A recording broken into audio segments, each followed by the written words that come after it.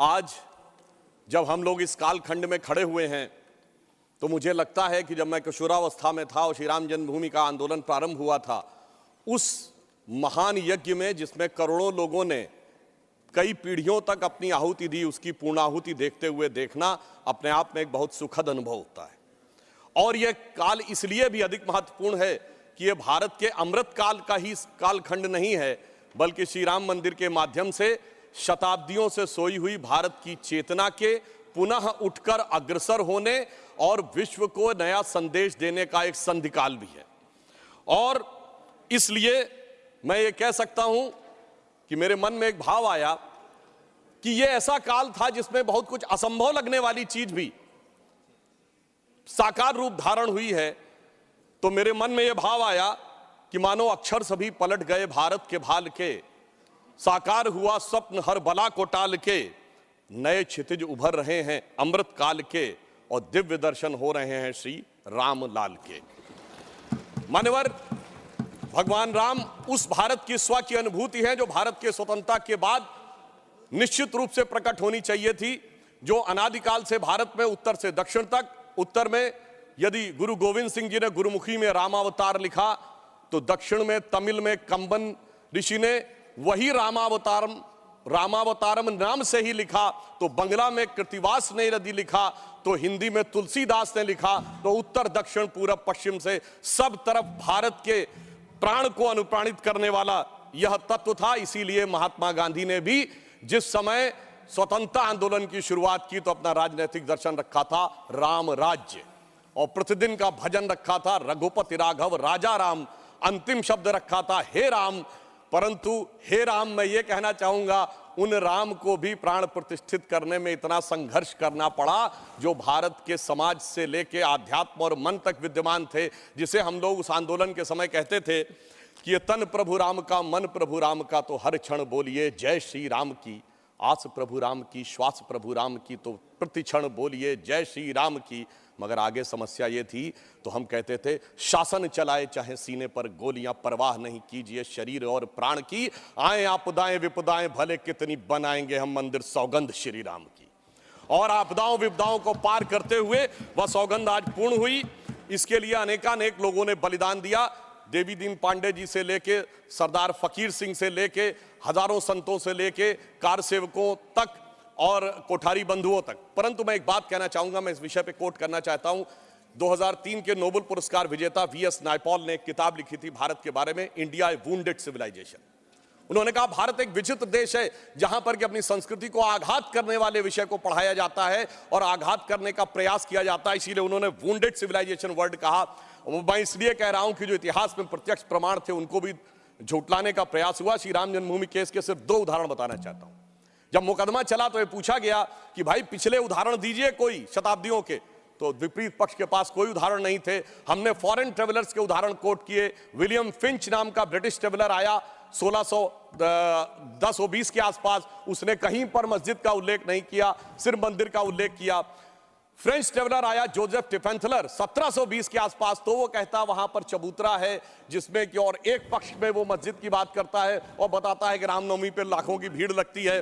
परंतु उसके बावजूद एक मजेदार बात बताना चाहता हूं, जब से ब्रिटिश डॉक्यूमेंट आया तो जो पहली एफआईआर ऑफिशियली दर्ज हुई है नवंबर 1858 में, फैजाबाद के थानेदार को रिपोर्ट दी गई है कि 25 निहंग सिखों ने आकर कब्जा कर लिया है, यज्ञ हवन किया है और मस्जिद जन्म स्थान के सब तरफ राम राम लिख दिया। और जानते हो उस पे सभापति महोदय सिग्नेचर क्या है? मुतव्वली मस्जिद जन्म स्थान।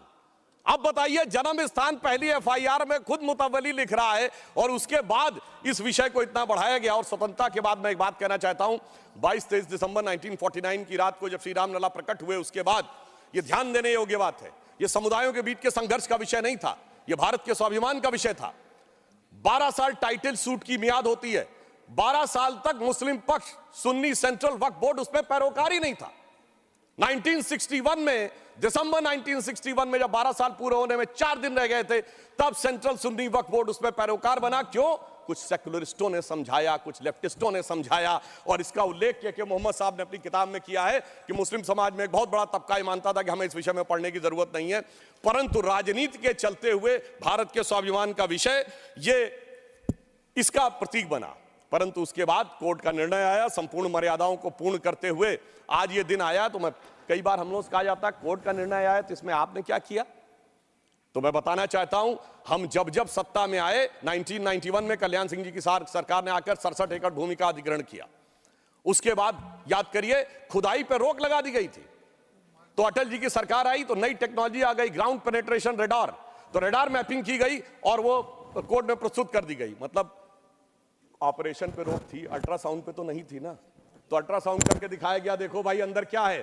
फिर कोर्ट ने परमिशन दी और उसी खुदाई की हुई 2003 में, और उसके अंदर जो साक्ष्य निकले उसी से 30 सितंबर 2010 का Lucknow bench of Allahabad high court का जजमेंट आया, जिसने गर्भगृह श्री रामलला विराजमान को दिया।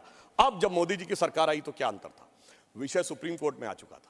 सबसे बड़ी समस्या यह थी कि सुप्रीम कोर्ट में सारी की सारी प्रोसीडिंग सिर्फ इंग्लिश में होती है, और वहां सारे डॉक्यूमेंट्स जो हजारों हजार पेज के थे उनको इंग्लिश में ट्रांसलेट करना था विद ऑथेंटिक डॉक्यूमेंट्स, जिसमें अरबी फारसी के भी थे, संस्कृत के भी थे, सबके थे। तो हमारी सरकार में आने के बाद अगर 60 साल उसमें लगे थे, हो सकता 50 साल इसमें भी लग जाते, क्योंकि बहुत से लोग वकील का चोला ओढ़कर खड़े होकर ये भी कहते थे फलां साल के पीछे ले जाइए इस जजमेंट को। मगर मोदी जी की सरकार ने आने के बाद 24/7 लगाकर सारे के सारे जो डॉक्यूमेंट्स थे उनका केवल 2-3 वर्षों में ट्रांसलेशन किया, और उसके बाद जाके कोर्ट में अर्जी लगाई कि डे टू डे हियरिंग होनी चाहिए, क्योंकि हमारी सरकार तो उसमें विचार करती थी कि हनुमान तेहि परसा करि पुन कीन्ह प्रणाम, राम काज कीन्हे बिनु मोहि कहां विश्राम।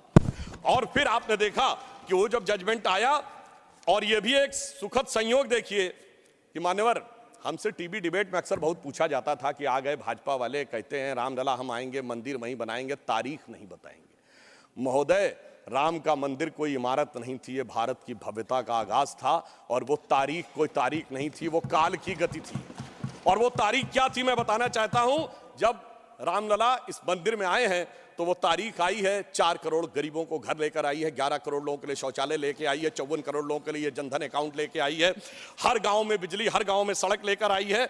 और इतना ही नहीं, हर शहर में हर राज्य में एयरपोर्ट लेकर आई है, समुद्र पे सबसे बड़ा सेतु अटल सेतु लेकर आई है, और चिनाब नदी पे दुनिया का सबसे ऊंचा पुल चिनाब का पुल लेकर आई है, हाईएस्ट एफडीआई लेके आई है, हाईएस्ट फॉरेन एक्सचेंज रिजर्व लेके आई है, फास्टेस्ट ग्रोइंग इकोनॉमी लेके आई है। और जनाब वो फिल्म का डायलॉग होता था, तारीख पे तारीख, तारीख पे तारीख वाला इंडियन पैनल कोड को तारीख का हिस्सा बनाकर भारतीय न्याय संहिता लेके आई है, जो 3 साल के अंदर सारी तारीखों को खत्म कर देगा। मगर महोदय, ये तारीख का राज थोड़ा और गहरा है, क्योंकि जब राम मंदिर की प्राण प्रतिष्ठा होनी थी तो तारीख वो होनी थी कि प्रधानमंत्री को जाना था, यानी तारीख उसका इंतजार कर रही थी कि ऐसा प्रधानमंत्री आएगा जो उस दिन आकर प्राण प्रतिष्ठा करेगा। और वो प्रधानमंत्री भी कैसा होगा, जो कि पूरे राष्ट्र का सपोर्ट लेकर, हाँ बोल रहे हैं प्लीज, अरे भाई बोल रहे हैं madam please, not allowed, please बैठे आप, काहे परेशान हो रहे हैं? आपको इजाजत नहीं है, nothing is going on record, please. अरे सुनिए, आप बोले। महोदय, प्रधानमंत्री भी कौन होगा, जो पूरे देश का जनादेश लेकर आया होगा और दूसरी बार भी लेकर आया होगा, जो अपने घोषणा पत्र में यह लिख के लाया होगा कि हम राम मंदिर का प्राण प्रतिष्ठा करेंगे, हम निर्माण का मार्ग प्रशस्त करेंगे। यानी 140 करोड़ लोगों के जनादेश के साथ वो तारीख आने वाली थी जिस तारीख का इंतजार था। और महोदय, सिर्फ तारीख इतनी नहीं थी मान्यवर, अगर शास्त्रीय ढंग से प्राण प्रतिष्ठा होनी थी तो 11 दिन का उपवास रख के तपस्या भी करनी थी। तो ऐसा भी प्रधानमंत्री आने वाला था जो संकल्प लेकर 11 दिन की तपस्या करे। और मैं महोदय एक और बात कहना चाहता हूं, 11 दिन नारियल का पानी पी के हम में से कितने लोग तपस्या कर सकते हैं? महोदय, वो जो हर नवरात्र ऐसे रहता हो उसी के तपस्या का वो अभ्यास होगा। और मैं बताना चाहता हूं, स्वामी गोविंद गिरी जी जो कोषाध्यक्ष हैं न्यास के, उन्होंने जब उपवास तोड़वाया तो उन्होंने कहा मैं तार्किक व्यक्ति हूं, मेरे मन में संदेह था। तो जब इनकी माता जी जीवित थी तो मैंने उनसे पूछा था, तो उन्होंने कहा 40 वर्षों से अभ्यास है ये उपवास रखने का, इसलिए 11 दिन शासकीय कार्य रखते हुए भी वो उपवास कर पाए। ऐसे व्यक्ति की प्रतीक्षा थी तारीख को। और फिर दक्षिण में जाकर, चाहे नासिक हो और फिर चाहे गुरुवायूर का मंदिर हो अथवा रामेश्वरम में खड़े होकर जब प्रधानमंत्री जी 22 कुओं के जल से स्नान कर रहे थे, जो भारत के संपूर्ण क्षेत्र का प्रतिनिधित्व करते हैं, तो यह संदेश था दूर दक्षिण सिरे पर खड़े होकर कि देखिए ये राम है जो घट-घट में व्याप्त है पूरे उत्तर से दक्षिण तक। और उस तपस्या से प्रकट होने के बाद उस प्रधानमंत्री की दरकार थी तारीख को, क्योंकि राम का काज कौन कर सकता है। गोस्वामी जी लिख गए हनुमान चालीसा में, सब पर राम तपस्वी राजा, जिनके काज सकल तुम साजा। अगर राम तपस्वी राजा थे तो तपस्वी प्रधानमंत्री भी होना चाहिए था वो करने के लिए, और इस तारीख का इंतजार था। तारीख का ये राज समझने के लिए हम आपको समझाएंगे भी तो शायद आप नहीं समझ पाएंगे। और इसीलिए मैं कहना चाहता हूं कि इतना ही नहीं, महत्वपूर्ण बात यह थी कि सब कुछ शांति और सौहार्द से निपट गया। जब राम मंदिर का मुद्दा उठा था तो कितने प्रकार की चीजें होती थी। इसके लिए हमें निश्चित रूप से सरकार, प्रधानमंत्री को धन्यवाद देना चाहिए पूरे देश में जिस प्रकार का सौहार्दपूर्ण वातावरण रहा। और महोदय 90-92 में भारत ही नहीं अगल बगल भी बहुत कुछ हुआ था, अब की अगल बगल में भी शांति बनी रही। ये तपस्वी राजा का प्रताप था। और इतना ही नहीं महोदय, अबू धाबी में भी मंदिर बनने जा रहा है। मुझे लगता है भारत के लिए अमृत काल में सांस्कृतिक गौरव का इससे बेहतर काल नहीं आ सकता था कि राम मंदिर भी बन रहा है और अबू धाबी में भी मंदिर बन रहा है। और मैं एक और बात कहना चाहता हूं महोदय, ये हिंदू मुस्लिम का विषय नहीं था, ये भारत के जय और विजय का विषय था, और उससे भी बढ़कर ये मूल्यों का विषय था। कौन से मूल्य थे? एक मूल्य वो जिसमें भगवान राम उस मूल्य के प्रतीक बनते हैं जिसमें 4 भाई हैं, पिता के एक वचन पर वन चले जाना, दूसरे भाई का जंगल जाना, तीसरे भाई का खड़ाऊ रखकर शासन करना, एक ये परंपरा थी। और दूसरी परंपरा वो जिस बाबरी परंपरा में भी 4 भाई थे, शुजा, मुराद, दारा और औरंगजेब। एक ने 3 को कत्ल कर दिया, बुढ़ापे में बाप को जेल में डाल दिया, और इतने पे भी संतोष नहीं हुआ बल्कि सर काटकर थाली में रख के जेल में बंद बाप के पास भेजा। आप किसी मत को मानने वाले हो, अपने घर में क्या देखना चाहते हैं, भाई की खड़ाऊ या भाई का सर? इन 2 मूल्यों के अंतर का यह प्रतीक था। इसका हिंदू मुस्लिम से कोई नहीं था। और मैं अपने विरोधियों को बताना चाहता हूं, मान्यवर, उर्दू में भी एक रामायण लिखी गई है, चकबस्त रामायण, और उसमें इसी मूल्य को अप्रिशिएट किया गया है कि जब भगवान राम राजा दशरथ से अनुमति लेकर जाते हैं तो उर्दू के प्रसिद्ध शायर चकबस्त ने, और वो लखनऊ के रहने वाले थे, उन्होंने लिखा है, रुखसत हुए वो बाप से लेकर खुदा का नाम, रुखसत हुए वो बाप से लेकर खुदा का नाम, और राहे वफा की मंजिलें अव्वल हुई तमाम। यानी उनको तो दिखा कि राहे वफा की कौन सी मंजिलें हैं जो अव्वल हो रही हैं। मगर क्या बताऊं महोदय, एक फैक्ट बताना चाहता हूं।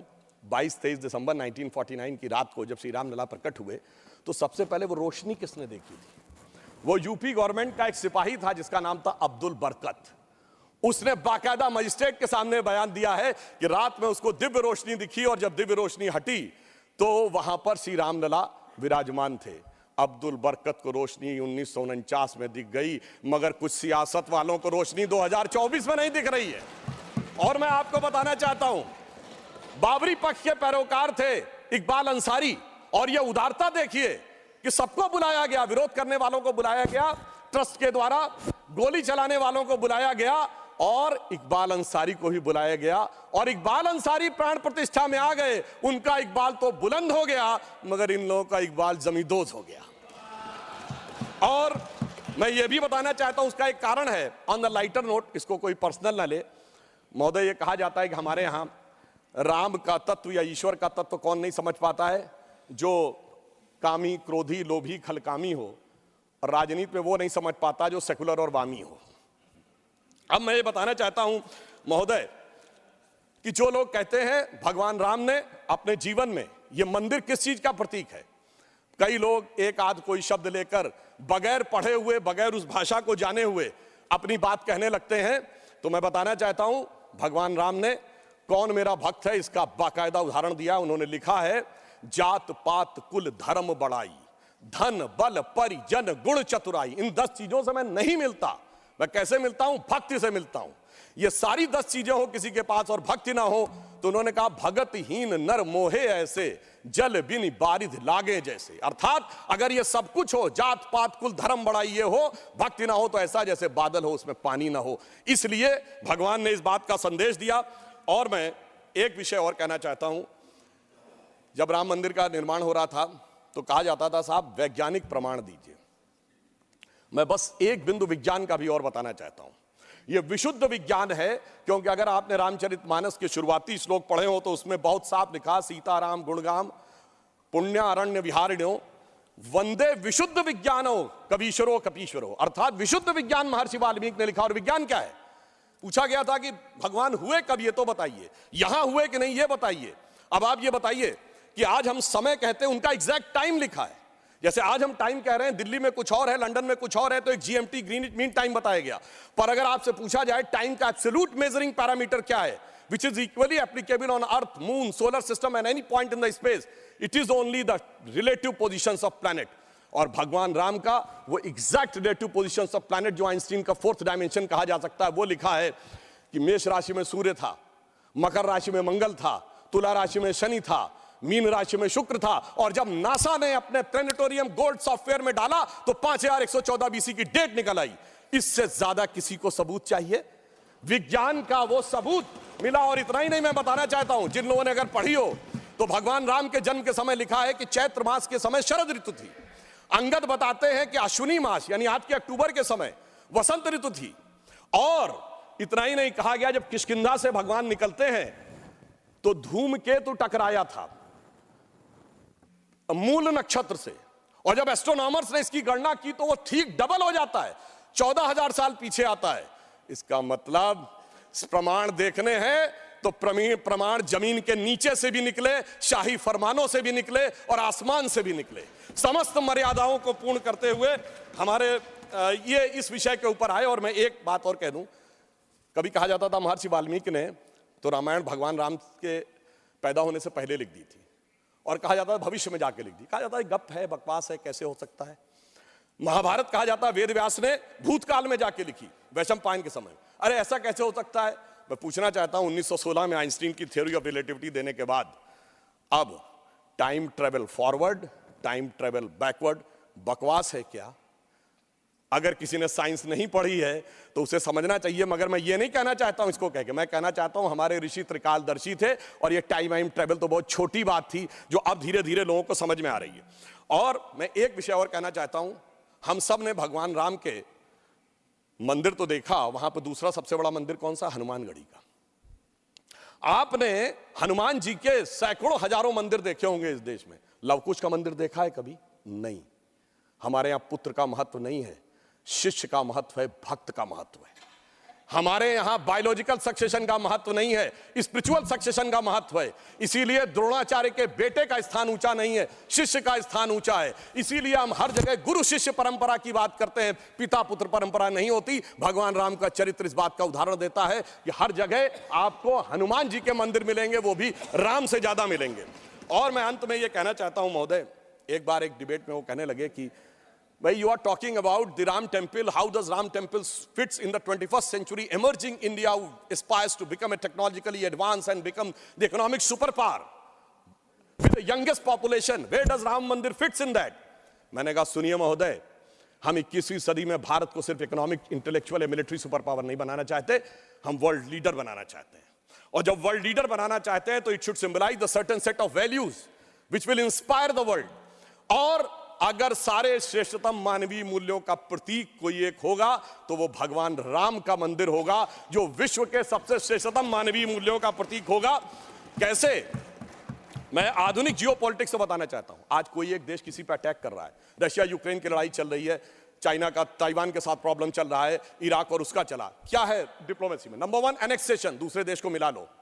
दूसरा है सब्जुगेशन, वहां अपना डिप्यूटी अपॉइंट कर दो। और तीसरा है डोमिनेशन, उसके साथ संधि साइन कर लो।